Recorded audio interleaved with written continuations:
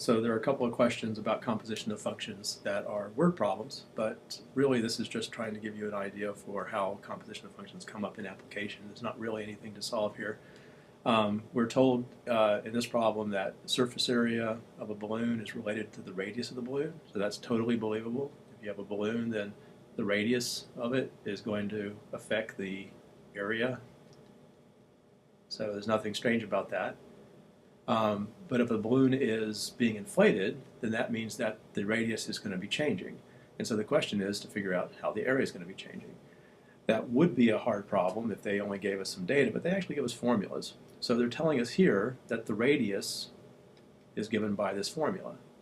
And we're told that surface area is related to radius by this formula. So all they're asking us to do is to combine the two formulas.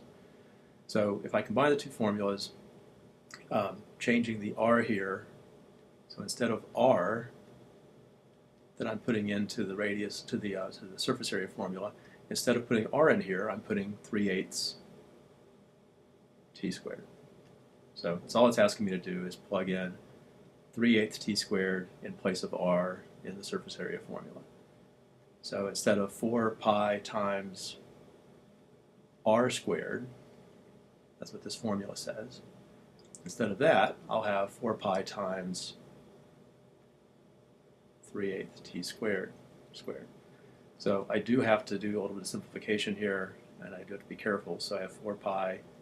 When I square something that's a product, I have to square everything. So the square of 3/8 is going to be 9/64. So square the numerator, square the denominator. When I square t squared times t squared is t to the 4th. And so I can do just a tiny bit of simplification because 64 is a multiple of 4.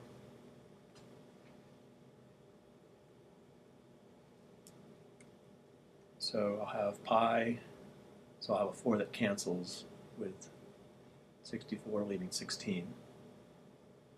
So I have pi times 9/16 times t to the 4th.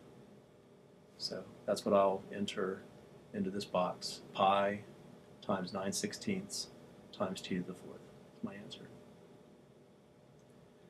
So all you're doing is substituting the formula for r in place of r.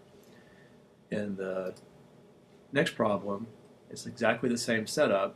You have a formula here that has an n in it, so you're going to change the n into the formula for n. It's just substitution. So I won't do that one, I'll let you try it, but it should work exactly the same way.